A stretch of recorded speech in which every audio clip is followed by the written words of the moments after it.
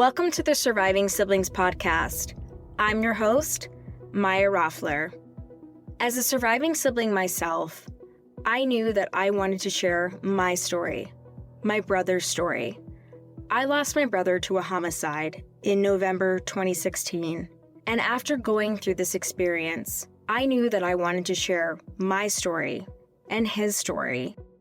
And now it's your turn to share your stories. Today I have, of course, another incredible surviving sibling with me. His name is Jackson Stotlar. Jackson, welcome to the show. Thanks so much, Maya. It's my pleasure to be here.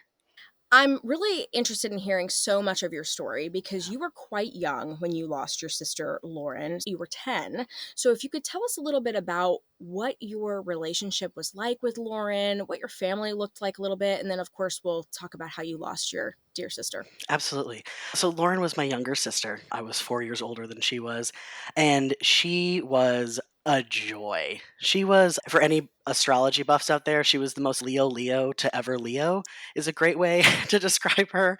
Full of life, vivacious, gregarious, ostentatious, a little bit bratty. Like, she was just so present with everything. And she was fearless in ways that I was not. So even though I was older, even though I was like the trendsetter, I was really a rule follower. I was really nervous about, oh no, we're going to get into trouble if we do this. Like, we shouldn't do that. And she was just like, no, we're doing this. It's going to be fun.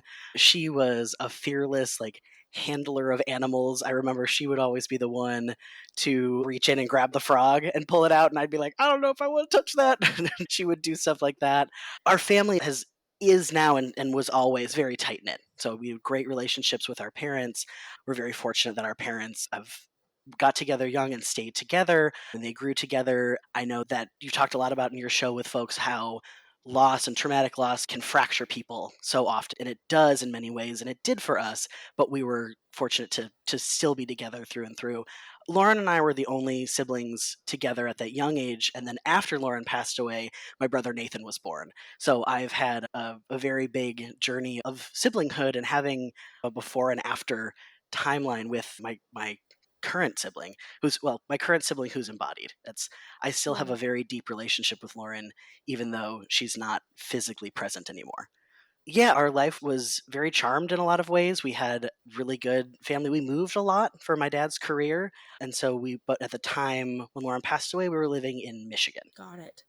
So many things that you said already that I love. Yes, we talk about this a lot on the show, how this type of loss fractures the family. And we're going to dive a little bit more into that later. But great point, Jackson. And I think what's interesting too about your story is you were the oldest, right? Mm-hmm. And you lost your sister, and then you became an only, and now you're a big brother again. And it's also a different dynamic because it's a brother versus a sister. So there's just so many different dynamics happening. And we've had other folks on the show share that as well. And I think that is a big thing to touch on because and this happens obviously more when you lose a sibling young, right? Yeah. Where you might change the order. I'm the eldest too. You're the oldest, you're going to be the oldest. Right. But it's a different dynamic that probably happened for you. Completely. Having your relationship with Lauren and then having your relationship with your brother that is physically here, I would imagine. Absolutely. Especially since Lauren and I were much more age peers. We were 4 years apart, which at the time, of course, feels gigantic. But I think about that especially now of when Nathan is 14 years my junior.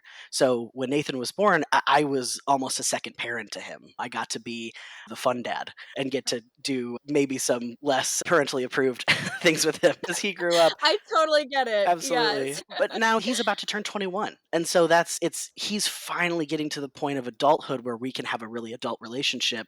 And if Lauren was still here, we would have already had that for many years. So there's definitely some of that dynamic. And again, I know that y'all have spoken to this before, but how you re-grieve at different points of your life and as you hit different maturity markers, and you have to re-grapple with the fact that person that could have been here is not. And as you go through those milestones with your younger brother, you can't help but think about Oh, yeah. your sister too, right? So Absolutely. there's all of that. So it's a journey, and that's a lot of what we're talking about today on your episode. Yeah. And I get it. I have a sister who's 10 years younger than me, and Yeah. so my brother was 3 years younger than me, so I have a lot of parallels with you. I get it. Absolutely. Losing him, it's like I lost so many things, but I do have a Yeah. sister who's 10 years younger than me, Mhm. and yeah, I was cool mom. Like, Yeah, yeah. so at least it was supervised, right? Going to get a tattoo or having a drink, or at Right. least it was supervised, right? Versus maybe some of the stuff we did. Being so Exactly, exactly. Yeah, judgmental. my basement has always been a very safe zone, and for us to talk Right. about stuff. If he wants to try something, it's, "Hey, it's okay. You're in a very safe spot, so you're good. I got you." And of Right. course, too, I'm sure that some of this too is sibling loss, but I feel of course I'm gonna take care of him. He's my guy. I'm gonna protect him, so he's not gonna be out on his own ever. Yeah, So, I totally get it, and I think losing a sibling too makes you, even as the oldest, I think it does make you even more kind of protective, and I think it ups the ante even absolutely, more. absolutely. Well, and this Yeah, is an interesting thing too about losing Lauren young, was I was really forced to age very quickly in compared to some right. of my peers, and that was it was just it wasn't for not my parents didn't want to not be present. They wanted to be there and still be good parental figures, but they just couldn't be. They were too deep in their own grief. There was a couple year period where we were just all so lost. And so I had to take a little bit more control over how I was going to get through the day, my life, all of those things. And so it aged me in a way that then I'm glad that my brother hasn't experienced that. Like he is joyously radiant at this age that he's at in ways that I wasn't always at the same age, and so it's nice to see him get to have that. Oh, I totally get that, and I know so many of the siblings listening who have lost a sibling young are Mhm. gonna get exactly what you're talking about Yeah, too, because and I think that's a beautiful place to be, Jackson, because we're able to be happy that they experienced that joy. And to go deep for a second, sometimes I think even though it's a horrific thing to lose a sibling and to lose them so young, but sometimes we're given these paths in life and we don't know why, but as we get older, we're like, okay, I get it. Like I could handle it. yeah, Maybe, yeah, I had to grow up super fast, but I get it. I get why it was me carrying this. And that yeah, comes with time. Yeah. absolutely, absolutely. That's the one thing about dis time with trauma and time on your journey is hopefully people can get to this place, but you Yeah. get to a place where you experience such pain and you learn that you really can walk through fire without getting burned. Like you really will come out to a spot where you are able to engage with life in a joyful, positive way. You can see the that kind of loss, that sadness, that grief is just a part of what it means to be a person, and that every one of us will experience that. My mom's great phrase is, if you're going to breathe, you're going to grieve. We are all going to experience that, and we can survive it, and we can move forward to live full, joyful, jubilant lives. And it does make some of the things a little bit sweeter. I look at the fact that, and you talk about those pathways that you can't necessarily see in the moment. I think about those all the time, about how one hardship here actually opened up things many years down the road that I wouldn't have thought about or known of. Brother would not have been born if my sister hadn't passed away. That's just, my parents were done having children. They were really like set with a family of four. And then the unthinkable happened. He would not be here. And I wish that they could both be here, but I certainly would not trade him for anything. Yeah. It's the gifts in the pain, right? It's the gifts Absolutely. and the pain that we get, and Hmm. it's a real thing. Oh, you just said so many incredible things, Jackson. I'm loving our conversation already, but I think that's remind us what your mom's phrase, if you breathe, you're going to grieve. Is If you that what she says? Exactly, if you're gonna breathe, you're gonna grieve. I love it. I I love it. know, Okay, yeah. okay, mom, I'm stealing that I one. I'm know, right? using Yeah. that one. Shout out Julie Stotlar. She got it. She nailed it. Yes, absolutely. Take Yeah, us back though, and then we'll absolutely. jump forward again For sure. to when you lost Lauren. You were Hmm. 10, Hmm. Lauren was 6. Hmm. Tell us what happened this obviously this horrific day to Absolutely. sweet 6-year-old Lauren. Oh my Yeah, gosh. yeah. It was March 21st, 2000. Lauren and I at that age, I was in 5th grade, she was in 1st grade. That was the year where the lower schools and the upper schools started taking different buses. So I would start school earlier and come home earlier, and so we were on just different bus routes, different times. So I was always home when Lauren would come home. This day was a little bit unusual because I had been picked up. I can't remember what medical appointment it was that I had to go to, but we went in, and I survived whatever shot I had to get or whatever, and we had stopped by Dairy Queen on the way home so I could get a little pick me up treat. And we actually, when Mom and I were at the line at Dairy Queen, we saw a bus go by, and we were pretty sure it was Lauren's bus. And it was one of those where we were almost like, should we get her? Should we have just go down to the next stop and flag her off and just say, just come home now and do that? And we didn't, because, we're just like, we'll just meet her at home. We got home. We managed to beat the bus home. We were there waiting. I was hanging out after school, playing around. And the school bus that day, normally there had been a family that would come and wait. And our neighborhood, we were like the first driveway in the neighborhood. And the bus would go in, turn around, and then stop in front of our driveway. And then the kids would all cross in a group in front of the bus and then be at our driveway to be picked up and walked back or driven back through the neighborhood. This particular day, the family of the kids who would normally cross with Lauren had been a little late. So they were sitting back further. So all of the kids except Lauren went alongside of the bus to walk back towards where their parents were all waiting behind this little turnaround in the neighborhood. So Lauren was the only kid crossing in front of the bus that day.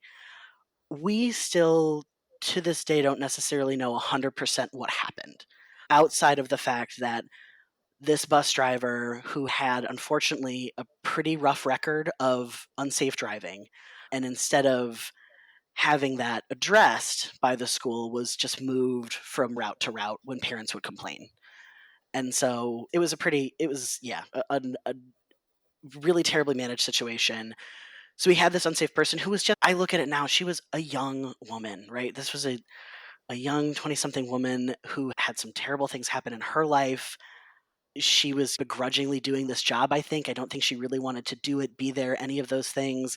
And she was not paying attention. She was not safe. And she saw most of the kids walk over, and she just gunned it. And she floored it. Wow. She had almost left the neighborhood before someone literally ran after her and flagged her down to say, "You can't go, you hit a child."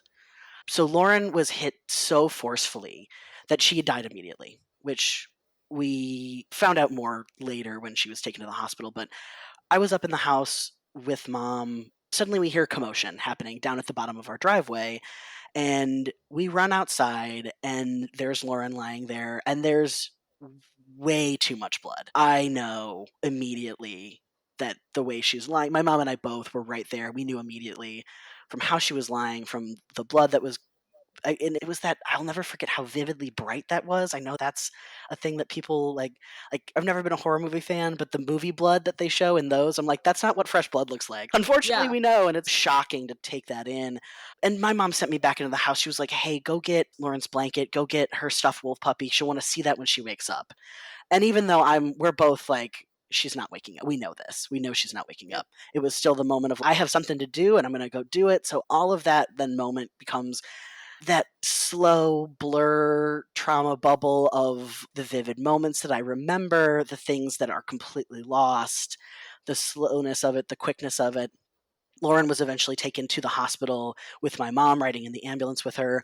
I had a neighbor had to transport me to the hospital. My dad was on a business trip. He had just landed in Texas when he got a call then. And this was 2000, so it was before like cell phones. Like someone had to call the hotel that he was staying at or the airline or something, that then he got the message, "Your child has been in an accident. You need to come home immediately."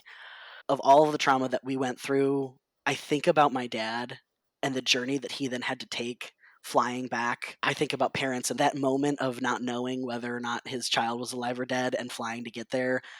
I think about that all the time. So we ended up at the hospital. She was pronounced dead almost immediately upon arrival. Unfortunately, her body had been so devastated by this accident. We were absolutely like, yes, whatever organ donation we can take part in, we will. The only things that could be salvaged were her corneas and her heart valves. Everything else was destroyed. And then we opted for an open casket in the days afterwards. The funeral home did their best, but that was always one of those things too that I was, as a young child, I wouldn't want, I wish that I didn't have had to see, like, it wasn't my sister lying there. And so it wasn't a way for me to be able to say goodbye because she didn't look anything like they couldn't do it. They make her look that way. But the community really came out in force, and we had so much support. Lauren was so gregarious. She was best friends with everyone in her class, so her whole class turned out.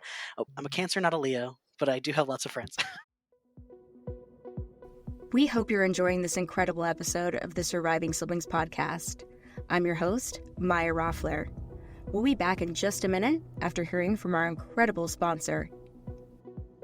GrieveWell is a nonprofit based in Michigan that seeks to build a community that provides healthy grieving and healing so that adults can grieve well and lead a full life after loss. Grief is universal and a natural part of life. Our one-to-one peer support offered to Michigan residents provides healing and a compassionate, supportive, non-judgmental connection for those in grief. Under the support and direction of a licensed social worker, GrieveWell peer counselors are trained to provide compassionate support to adults in grief. We also provide numerous educational webinars and creative healing workshops for those in grief, as well as those who surround them and support them. These are all provided virtually. We're also proud that we're able to offer our services free of charge, as we know the journey to healing can be a long road and there's no one particular path. Please join our community of hope and healing by visiting our website at www.grievewell.com. That's www.grievewell.com. We look forward to connecting with you. I was going to ask you that. I was like, hang on. I didn't want to interrupt. I'm a Virgo. Oh, Super excellent. into... Yes. Excellent. So that's why we already get on. Yes. I was really getting some water vibes. Okay. So you're a Cancer. We're going to hear this through your whole episode, of course, is just the heartfelt, the heart. Because Cancers are so heartfelt. Sometimes they're called emotional, but I think your strength is your heart for sure. And you can hear that already in your conversation. And that's why your sister, the Leo, was the spicy one. And absolutely. You're more the heart.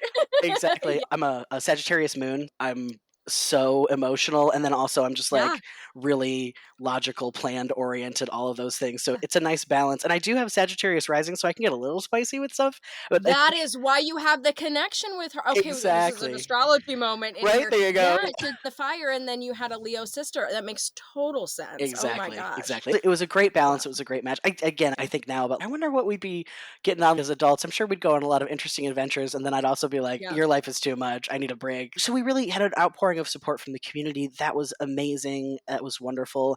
There was then some rifts in the community later when it started to come out about how much the school had mismanaged like the driving situation with the bus driver. right. And so there was a lawsuit against the school of, hey, you guys really screwed this up. And that was the way that the school chose to proceed with that lawsuit.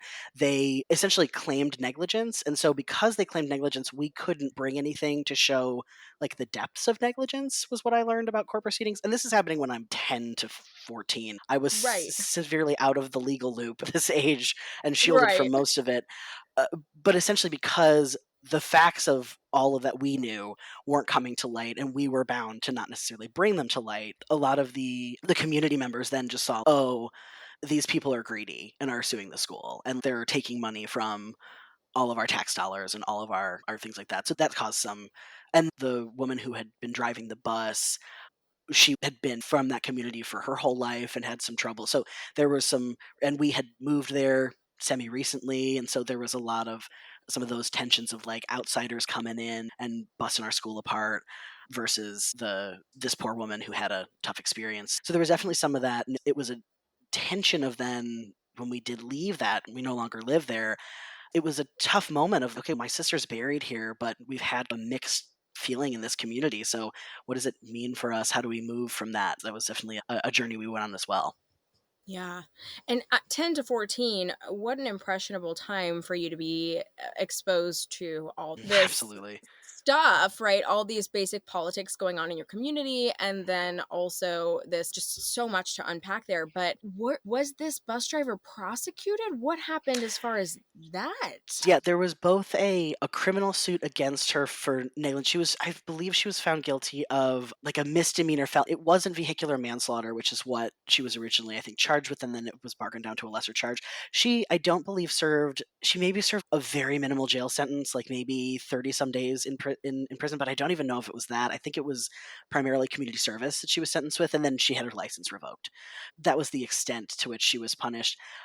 My parents felt very intensely about that for a long time, about having seen somebody who didn't seem to take ownership of her actions, has caused something so traumatic, having all that. I think it's because I was so young, I have a different feeling about it than they have. I've always had a different kind of relationship with forgiveness in the moment and the bus driver in the community. And part, I think that is absolutely because I didn't have to live in it the same way that they did. They shielded me Right. from so much of that. I'm at the point of my life now, especially, that I've seen so many people who have lost somebody who then they've gone after that person and have wanted them to receive the death penalty, to be like put in prison for life, to be punished to the maximum extent of the law, and that has not brought healing or closure for them. For Oh, yeah, Jackson, so well said. Yes, yeah, this is exactly what I wanted to ask you about. yeah, Yes, a lot of folks, and we're going to talk about GrieveWell in a minute. So I know hmm you guys have experience with this too. We do support groups, we offer events and different hmm things, and time again.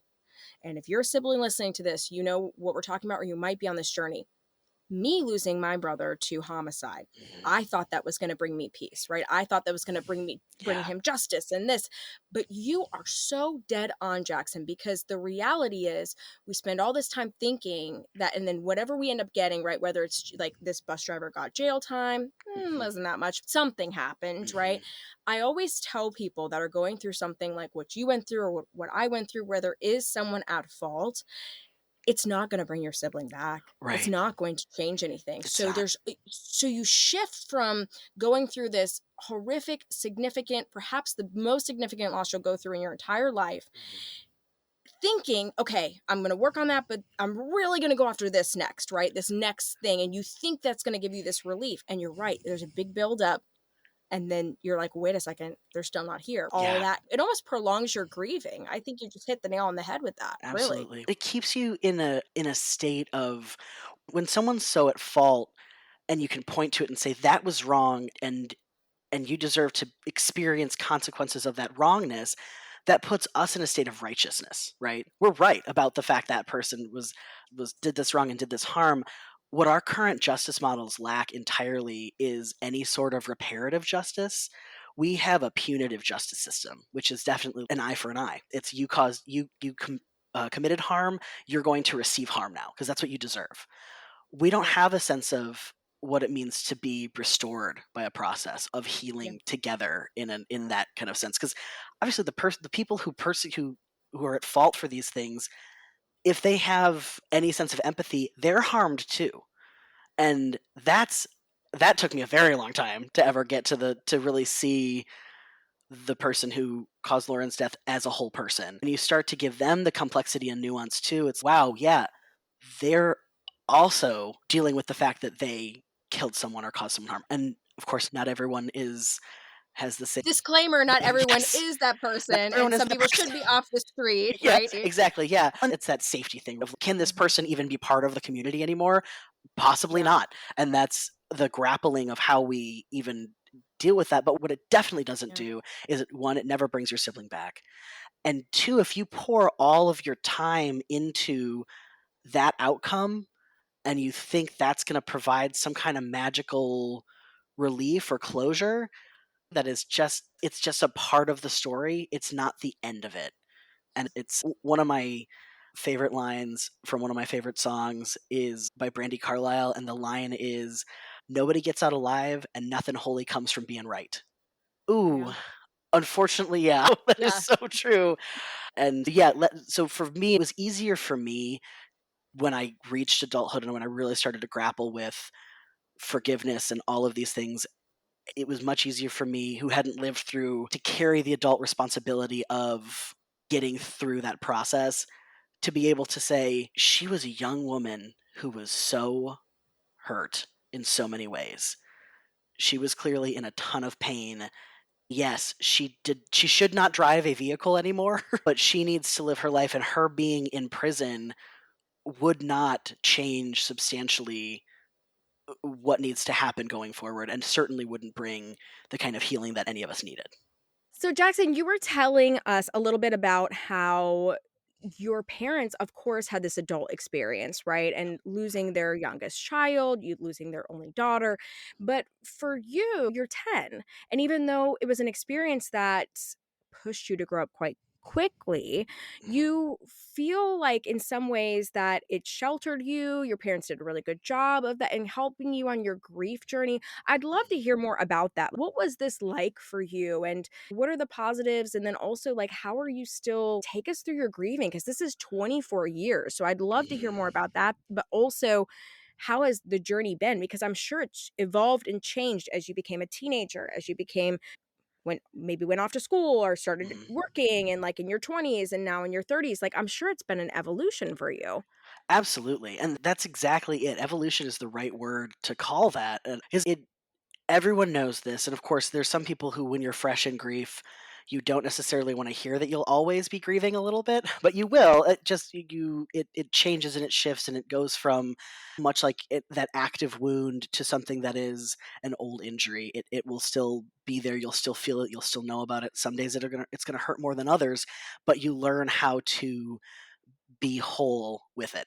Yeah, the early years were definitely blurry in a lot of ways, and it was that time of it's an awkward time of life anyway, that early tween to early teen years. As a very rule following kid and very like much like order and strict, and I had just a really internal sense of morality of what I should do to be a good person or be good, really follow the rules. I've come to expand that a little bit in my older years about Yeah. following, etc. But that kind of helped me, I think, a little bit have some grounding basis because I did really need to step up and care for myself in ways that other people who have absent parents grow up in different at different rates and have to take on more responsibilities and do different things. Parents are absent for a whole variety of reasons that are oftentimes not solely their responsibility or fault. And so that was definitely the case here. Was my parents were grieving. My parents were totally lost in their own journeys in their own ways and finding their ways out. Fortunately, we still held on very tightly to each other as a family, and we were physically present with each other even when we couldn't be emotionally present with each other. So those years were tough and kind of a blur. You get into the high school period there. I'm starting to become more of an independent person, and also then I have my baby brother who's now come onto the scene just as I'm starting my freshman year of high school. So that was of a very cool experience and a new experience of that age of my life was really figuring out kind of early you're starting to get some more distance from the loss of that 5 to 10 year period of grief. Yeah, Yeah. yeah, because you're right about in that chunk there Yep. now. Yeah, Yeah. you start to do a lot of heavy processing there. You start to see things oftentimes with more nuance, starting to have more of a perspective of what kind of had happened, especially for me becoming an adult was really like, oh, it contextualized a lot of things for me. And then also having the joy of having a little brother and having, when my little brother was, when my parents told me that they were having another child, they told me they were having another child. And originally I was like, great, I'm ready for you to adopt a baby girl. And they were like, that's not what's happening. You gotta love, like, a kid's perspective on this, right? It's great, that's awesome, okay. I was, like, fully ready. I was like, "Excellent. I know exactly what it's gonna happen." And they were like, "That's not anything." I was just devastated when they said, "You're gonna have a little brother."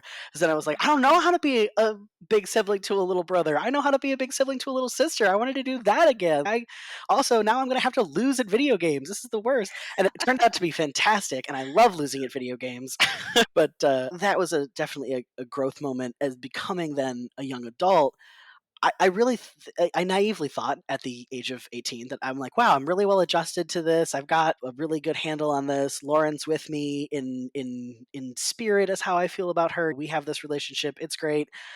And then I went off to college, and going to college I dealt with grief in a whole new way all over again, and I was not expecting that. And I've come to see that with big life changes at all stages, I grieve in different ways. Oh, And so so true, Jackson. Yes, yes. yeah. Yeah, so I was grieving then for not for the for this independence, for how things were changing, for being a young adult, for having things that I wanted to talk to an age period. I know I wanted to talk to someone about how much I miss my parents and also how nuts they were driving me at different points. I wanted Right. to have that kind of relationship. Instead, Nathan's coming and sitting on the floor in a beanbag with me, and he's like sitting in my lap playing Mario Kart. It was a very different experience of a sibling visiting you at college. When I then moved abroad for a year, and that was I had thought, oh great, I've really handled now like this grieving of being an adult and like being in college, and then I lived abroad and I was re-grieving all over again for this new period of life. So that was really the point when I realized too that grief moment in my journey was about 10 years out then from when Lauren had died, and I was really struggling, and I started to see a therapist in the UK where I was living for the year, and that's when it clicked to me, oh, I'm gonna grieve every single big change. There's gonna be a new experience with it, and that's gonna happen for forever. Okay, I can do that. I will figure that this is something that I can walk and figure out how to do. And that gave me the gentleness to approach that. And at this point, 24 years later, multiple big life changes and my big upcoming life changes, I'm about to get married. And so I'm really excited about that. Yeah. And we're thinking about, okay, how do we include Lauren in the wedding? Yes. And I only have just reminded myself of, oh yeah, I'm probably going to be really emotional on my wedding day at different for different reasons. And now it reminds me to hold myself gently during those times and to give myself the grace of feeling all the feelings, as that's the thing that I've learned about grief and life and joy and being human is it's not about not feeling the hard feelings. It's about feeling all of the feelings and Yeah. holding yourself with gentleness and kindness and holding others with that grace too, to know that's just part of the human experience and to, as much as we can, relish all of it Yeah. and continue to carry it forward. I think that's so beautiful, Jackson, and I agree. I love how you say hold yourself gently because I think Yeah. we're like grievers are really hard on themselves. And it's Oh, because, absolutely. right? I mean, it's because we've been told you have to, okay, it's been a couple days, get over it, go back to work. And it's like awful. It's awful. Right. But you Yeah. bring up something that we talk about a lot too. Congratulations. When is your wedding? We have to ask. It is 11/11. Love We it. Yeah, I know, we 111124. We were like, "That's Yeah. really good numerology. That seems fun. We're gonna." You are right up my alley. I'm all Blessed. about numerology too. Yes, that's a great day to get married. Ex I love that you mentioned this because I hear this all the time from siblings. Hey, I'm about to get married. My fiance, my partner never met my sibling, right? Yeah. Or met them or didn't, all these things. And I relate to that too because when I got married, my husband, I met him 2 years after my brother was killed. And so Mhm. it was like, how do I Yeah. incorporate this? How do I, there's all Yeah. those things. And you're right. It's another milestone and you're going to feel all the feels. And I did. And I pushed a lot of it down. And I tell people all the time, I wish I hadn't have done that. And Oh, that's good. I didn't celebrate it as much as I should have, like the wedding and the Mhm. whole experience, because I didn't feel like I could.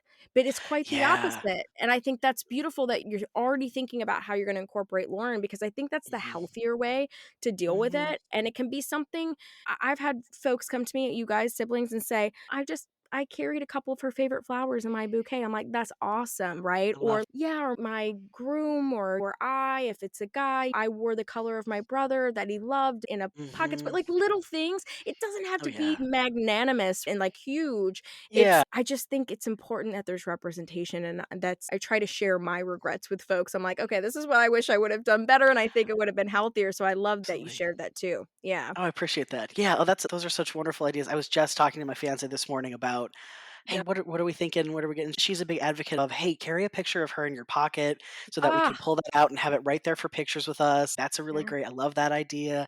Love the yeah. idea of the colors. That's a good Isn't that integration. cool?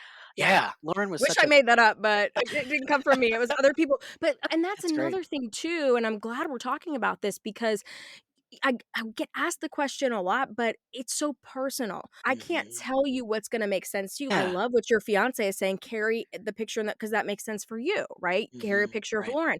But I think for everyone, it's so personal, and that's the Absolutely. same thing with, like, anniversaries and how to honor Mhm. them. I always Totally. kinda push the question back, Jackson, and I go, "What was important to your relationship? What Yeah. makes you think about Absolutely. each other?" Like, for you with Lauren, she loved animals, she was spunky, she was feisty, like, there's so many things I'm sure that you connect with, Mhm. and that's special, and so that's not really for me to tell what you can do, but we can give you ideas all day Right, long, but absolutely. it's so And personal. then you have that kinda cadre of ideas and being able to funnel that into and let that energy kind of flow about what really would embody that presence here if she were could be here, what would it do? And I think I mean, the whole setup of our wedding is very much like what Lauren would have just absolutely had a kick of. We're getting married in Vegas, we're getting married I by love it. Elvis, who's gonna be in drag, it's gonna be awesome, like, it's gonna be a blast. But that actually a quick side story about that kind of going with kind of the allowing the person to speak through and really finding an idea that speaks to them and finding that way to do an honor and memorial. Yeah, I'd always wanted to get a memorial tattoo for Lauren. yeah, And I had several years ago, I had gone out and I was getting a tattoo with my then partner at the time and her best friend were visiting. And we had all decided we were going to go get this one, the planets in a line. And I was like, oh, cool. This is really cool. And so we're going, we're headed out to the tattoo shop that day, and I had been really into Ghost, the kind of metal band at the time, and I listened to them on my way in, and I was like, "This is great." And I got to the tattoo parlor, and I'm starting to get like really good vibes. It's like, oh, I feel like Lauren might be here right now. This is feeling good. yeah. And it was this very much like there was my partner at the time and her best friend had a very sibling like relationship, and I'm kind of observing that, and I'm feeling really good about it. And we're like shutting down the tattoo parlor because we had booked late appointments, and they're like, "Hey, what do you want to listen to?" And the tattoo artist said, "Hey, put on Ghost." Like we love, and I was like, "Oh, awesome!" So Ghost is playing, and I'm the last person to go, and I'm getting this tattoo done and I'm talking to the artist, and I was saying, I've always thought about doing a memorial tattoo, but I'm really not sure what to get. Her name doesn't feel like it resonates well with me for that. I don't really necessarily want to do like the spot of her grave because she's not in the ground. It feels those things don't Yeah, really sit with me. And he said, I always encourage people to get the tattoo that they think the person would have gotten. I love it. And I was like, oh my God, I'm getting that right now. Yeah. Lauren would have loved this tattoo. Maya, it turns out that I didn't know this at the time. I got that tattoo on National Siblings Day. I have chills, that's I know. crazy. Isn't that amazing? So now Yeah. I know too, like National Siblings Day is one of those days where I'm like, I'm paying attention, sis. What do you want to say? What do you want to show me? So yeah, it's so in the sense of having something with me and having like her colors and things, she's right here on my arm all the time. I love it. I love Yeah. can we see it? For those of you watching on Oh video, yeah, you can for those probably yeah, it is the set of the planets right here, and then I had the color work added at a later time. But yeah, I love the my little rainbow planet splash is one of my Lauren tattoos. I love it. Yes, if you guys Yeah. are watching on video, you can see that is so cool. I have a memorial tattoo for my brother as well. Had never gotten a tattoo in my life. It was the Mhm. first one, and it was just an interesting thing, and I actually added to it later, and Awesome. it was weird because I had to reschedule to because I was Mhm. adding 2 flowers. I was at my brother was a sunflower, I'm a rose, like, those were our, like, Awesome. things. Awesome. And so I wanted to add that on to just, like, some of the script stuff I had gotten, right? I was like, Mhm. I don't really love this. I wanna make this a little more Make it aesthetically pop. beautiful." Mhm. And I'm laying there with my tattoo artist, and I'm, like, looking at the date, and it was May 5th, so it was 5/5, and it was the Mhm. 5th year since my brother had been gone, and I was like, Wow. Look at so that. there's just these Yeah. numerology signs, there's these Oh, signs you yeah. heard the song. I mean, it was really there were a lot of other things that happened that day, which I've shared on the show before, so I'm not gonna bore everyone, but just I connect with you Love so it. much because there are Oh, yeah. signs there with us, Yeah. and I'll never forget just looking up at the calendar, I'm like, 5, 5, oh my Yeah. god, I'm like, "This is so Yeah. weird." Yeah. Totally yeah, we in our family, we call those flybys, I although love sometimes they're so not subtle, we call them stompovers. It's not love even a that. gentle reminder, it's, "Hey, I'm here right now telling you this, pay attention." Yeah, Look it's at me, I'm wonderful. here. Yeah. Exactly, and, for Lauren being her Leo self, it would make sense that it's very big and obvious and unmistakably, "Hey, sis, see you." Yeah. Yeah. Yeah, exactly. It's in your face. Yeah. Exactly. She was never not. Yeah, so what I think is also really just so much beautiful knowledge and just heart that you've shared so much in this episode already, Jackson. But Yeah. what I'm curious to kind of switch gears just a little bit, and what I find fascinating is you talked about how your family, and again, something we talk about on the show all the time, is this type of loss really can rip you apart or really bring you Mhm. together. And Yeah. although your family went through so much, like, your parents are still together to this day, Mhm. right? They were They able are. to make it through, and they had your brother, Mhm. and we don't really move on from this, but we move forward, as you so beautifully said earlier in the Yeah. episode too.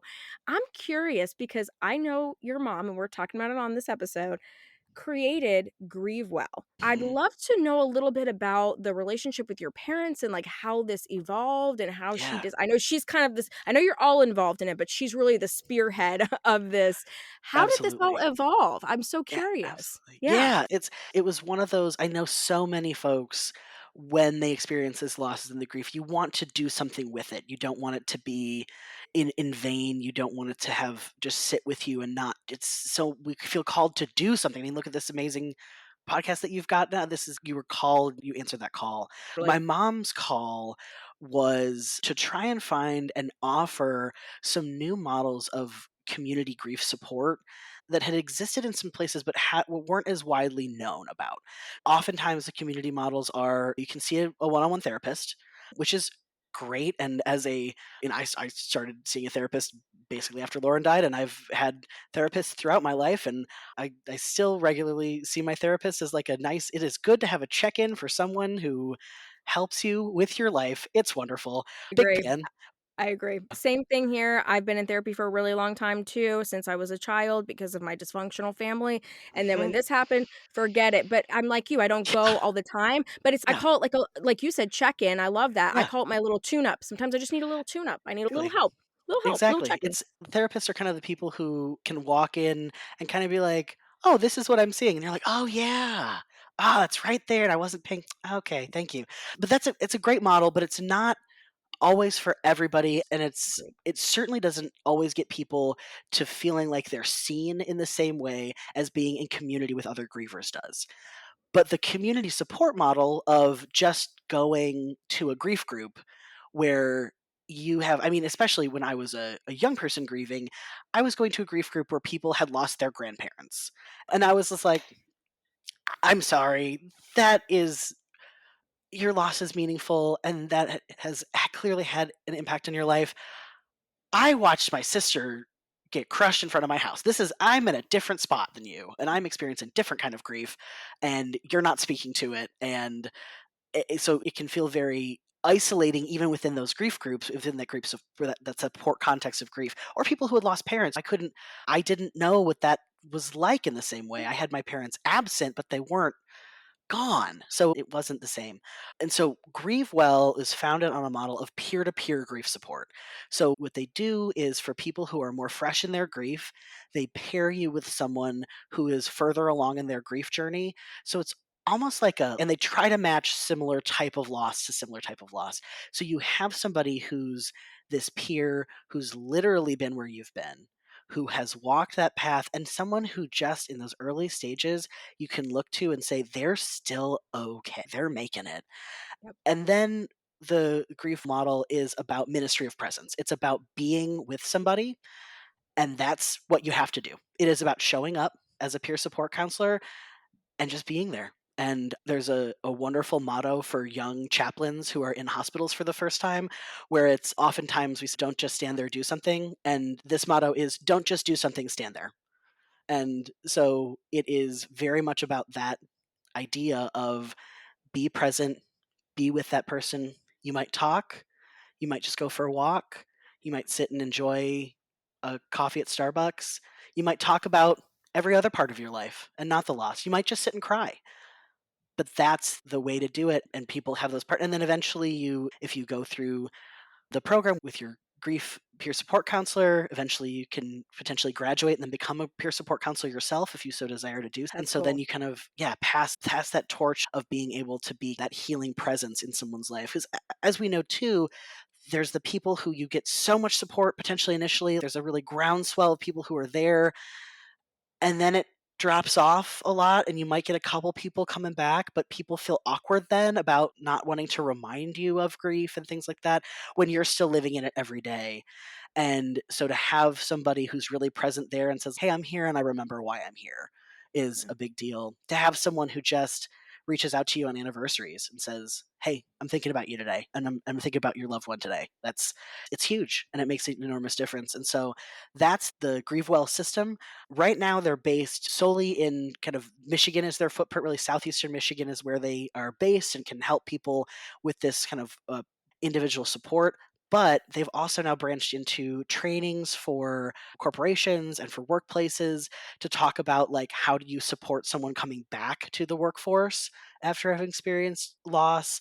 They're starting a program at Arizona State University to bring peer counseling and peer support to college age students who are often talk about a group that has a bunch of different vulnerabilities and has Yes. experienced a lot of things as I talked about earlier. It's providing that level of that support to those groups. So it's growing, it's spreading, and they have a bunch of online events that happen throughout the year as well that anyone can take part in. I did a grief poetry workshop. I Like, love that. Yeah. yeah, and it was all done by Zoom, and so we could just Zoom in and write poems and then share them, and it was really beautiful. And hearing the other people share their poems too was just a really gorgeous moment. I highly encourage everybody to check it out. I I hope that kind of model too can spread more because it really does fill a gap that we don't have in our current community support networks. Oh my gosh, I could not agree with you more, and I love that your family, but I know your mom is really, like, the one pressing for so thanks, mom, we She is, appreciate you, and yes. I agree, I mean, so much of what you shared is and again, guys, you can visit grievewell.com, all the information will be linked in the show notes as well, their social media, their website, you can find the full offerings for all the webinars, I know you guys do free webinars, you have the Mhm. one-on-one peer support, there's so Yeah. many things, there's so much more, we could do a whole episode just talking about the things you guys offer, but I think it's so beautiful because you're right. We're really lacking that. Therapy is fabulous. I would not be able to sit here without my therapist, and I'm sure you feel the same way, right? Absolutely. But there is something about connecting. It's why you guys listen to this show. It's why you're on this show, Jackson, Mhm. right? It's something about this experience that only we understand, and I would never wish it on anyone, but Yeah. we do understand it. And it's like any other kind of loss, right? Speaking to someone who's been through a similar loss to you, there's just a deeper knowledge, a deeper understanding. And there is those beautiful things like folks that will reach out on the death anniversary or the birthday of your Mhm. sibling. And Yeah. there's almost no words for how beautiful that relationship is. So I think it's really wonder. And how long ago did your mother found this organization, Oh, Jackson? that's a great quiz question and one that I don't I don't feel like I have the concrete founding date in my head because it felt like it was so part of what my mom wanted to start. Just a couple years after Lauren, she started to look into this because it was really too. My mom was the spearhead, but my dad was almost the one who inspired it because my dad is not a group therapy guy, and he's Yeah. not really an individual therapist person. Like he went a couple times, but it really wasn't for him. What really helped him was finding somebody who was also a father who had lost a child and being able to pair with them and talk with them about that and talk about how you continue being a father after this death. And so then my mom was like, "This needs to exist this we got to get this going. This needs to I exist in love more it. places." And then my dad had both of them have been then peer counselors for other folks who are now peer counselors for other folks. So it's really great. But yeah, I want to say it's been at least a decade, if not more, probably longer than that. I'm trying to think of when. We've also moved so many times at various junctures. It's like, when did we move back to here and do this thing? I want to say it was in the late 2000s, early teens that Grieve was founded, and then has been just continuing to go along with their mission and help as many people as they can with the Yeah. resources that they've got. Yeah, I love it. I think it's a great organization. I love what you guys are doing. And one thing that we talk about a lot when we have because I'm sure you've listened to the show, not a lot of guys come on the show. Not a lot of Yeah, guys come on the show. It's very yeah, interesting. We receive hundreds of applications, and I mhm, can count on one hand how many are men. So you yeah, touched on a really good point before we close out. I just wanted to call this out, how your father was grieving very differently than your mhm, mother, and the peer to yeah, peer was better for him. And so I think yeah, it's interesting. There is something about being a guy and how you grieve, and more adult males is what we find doing mhm, this show and doing the support. But I love that you shared that about your dad, because I think yeah, that is, I do think when men connect and they have that experience, I think it's helpful for everyone, but absolutely. especially with men in the way they grieve. I think it's interesting that you brought that up. Yeah. I'm not sure that we've yet seen some societal turnover in men being allowed to understand the depths of their emotions and feel. And I think part of that also is how we allow men to express and feel love. And especially for men like of my dad's generation in particular, who were taught to be very stoic, to not necessarily be very emotional. And my dad's not a very emotional guy. I joke that my mom has the emotions of two people and my dad has the emotions of a tablespoon. So it's just they're a little bit different scales. I think a Um, lot of people will relate to that. Yes. And that's why I yeah. like to talk about this and ask this question. Yeah. Exactly. Yeah, yeah, Mhm. and so he needed something that was gonna allow him to tap into his emotions without feeling so outside of his vulnerable comfort zone that he couldn't grapple with it.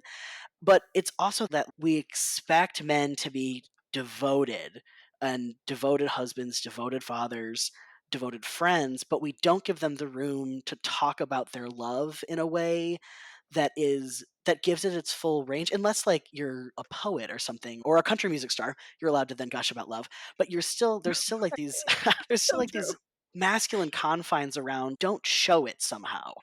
And so then to grieve and to feel grief as this extension of love, as this outpouring and this loss of how to connect with someone in love is so difficult when we don't allow men to talk about their emotions, to feel fully, and to be seen fully as emotional people. And so there's whole disciplines on that about in psychology and all sorts of Absolutely. things.